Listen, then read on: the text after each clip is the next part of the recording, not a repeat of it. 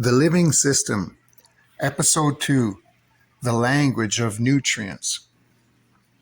If light is the signal that drives energy into the plant, then nutrients are the language that determines what that energy can become. Without them, light remains trapped as potential. Carbon may be fixed, sugars may be formed, and energy may circulate, but nothing stable can be built. Growth becomes unbalanced, incomplete, or unstable at the structural level. What looks like simple feeding is actually a deeply precise chemical conversation between the plant and its environment. At first glance, nutrients are often reduced to a few familiar numbers: nitrogen, phosphorus, potassium, the familiar NPK framework. But this is only the surface layer of a much larger system. In reality, plant biology depends on a network of at least 19 essential elements, each one performing a specific function that cannot be fully replaced by another. These elements are not interchangeable. They are roles in a coordinated system. And when even one is missing or misaligned, the entire structure of growth begins to shift. Nitrogen, for example, is often associated with growth and vigor, but what it actually represents is a structural capacity at the molecular level. It is a building block of proteins, enzymes, and chlorophyll itself. Without it, the plant cannot construct the machinery required to process energy. But nitrogen alone does not create stability. It must exist in balance with other elements that regulate how that structure is formed and maintained. Phosphorus plays a different role entirely. It is deeply involved in energy transfer and metabolic signaling.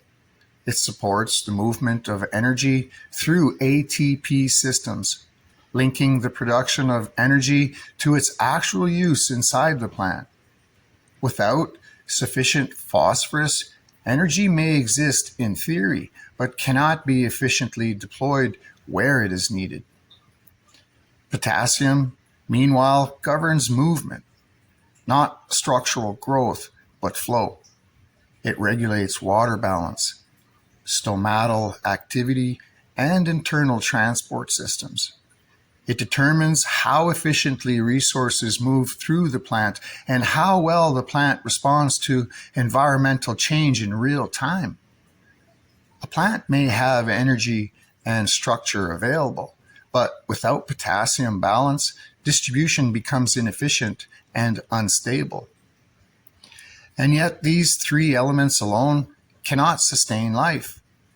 They depend on a much broader system of supporting elements that operate at smaller but equally critical scales. Calcium provides structural stability at the cellular level, reinforcing cell walls and ensuring integrity during growth. Magnesium sits at the center of chlorophyll molecules, making light capture physically possible. Iron enables electron transport within energy systems. Zinc, manganese, copper, boron, molybdenum, and others each contribute to enzymatic reactions that quietly sustain every stage of metabolism. What becomes clear is that plant nutrition is not a matter of input quantity, but of systemic balance. The plant is not simply absorbing nutrients from its environment, it is maintaining a constantly shifting equilibrium between multiple interacting chemical systems. Each element influences the availability and function of others.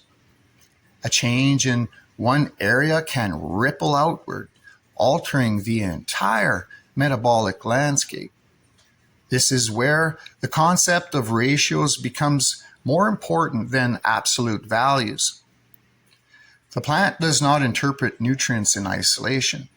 It interprets them in relation to one another. The balance between Nitrogen and potassium influences growth direction.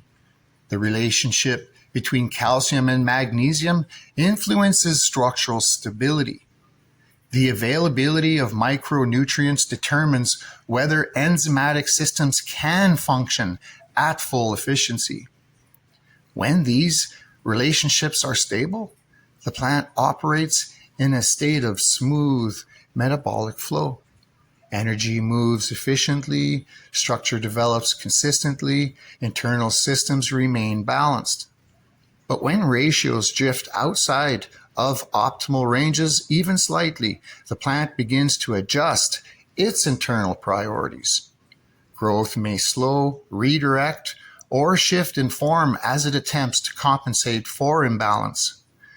This is where the idea of drift becomes important. Nutrient systems are not static. They change over time due to uptake rates, environmental conditions, water movement, and biological activity in the root zone. A system that begins in balance may gradually move into imbalance without any single obvious failure point. The plant does not experience this as a single event, but as a continuous adjustment process. At the same time, nutrients do not exist in isolation from the environment. Water availability directly affects how nutrients move through the soil and into the plant. Temperature influences uptake efficiency. Root health determines absorption capacity. Microbial activity in the surrounding soil can either enhance or restrict availability depending on the biological context. Every part of the system influences every other part. This interconnectedness means that nutrient management is never truly about feeding in a linear sense. It is about maintaining a dynamic system where multiple variables remain within functional range at the same time. The plant is not responding to a single nutrient input. It is responding to the overall condition created by the interaction of all inputs combined. In cannabis, this sensitivity becomes especially visible because the plant expresses imbalance through both structure and chemistry. Growth patterns may shift subtly before any visible deficiency appears. Leaf structure, color, and orientation can all reflect internal nutritional balance long before the system reaches a critical threshold. What appears as a visual symptom is often the final expression of a much earlier chemical shift. This is why experience observation becomes more important than rigid input schedules. The plant is constantly communicating its internal state through form, but that communication is layered, indirect, and cumulative. It must be interpreted through patterns rather than isolated signals. At a deeper level, nutrient uptake itself is not a passive process. It is regulated through root activity, membrane transport systems, and biochemical signaling between the plant and its environment. The root zone is not simply absorbing elements from the soil. It is selectively interacting with them based on internal demands, environmental conditions, and microbial mediation. This creates a system where availability does not guarantee uptake, and uptake does not guarantee utilization. Every step in the process is regulated, filtered, and adjusted in real time by the plant's internal chemistry. Even the soil environment plays an active role in this system. Nutrients are often bound, released, transformed, or exchanged through microbial and chemical interactions before they ever reach the plant. The rhizosphere becomes a dynamic interface where biology and chemistry constantly reshape what is available and what is not. What emerges from this is a system that is far more dynamic than simple feeding models suggest. Nutrients are not static inputs. They are part of a continuously shifting exchange between plant, soil, water, and microbial life. And through all of this, the plant is not simply growing. It is regulating itself. It is maintaining balance across a multivariable chemical system that must remain within functional limits for life to continue. When that balance is stable, growth appears smooth and controlled. When it drifts, the plant responds by adjusting allocation, slowing development, or shifting internal priorities until equilibrium can be restored. This is the true language of nutrients, not numbers on a chart, but relationships between elements, environment, and biological response. And once this becomes clear, the idea of feeding a plant begins to change completely.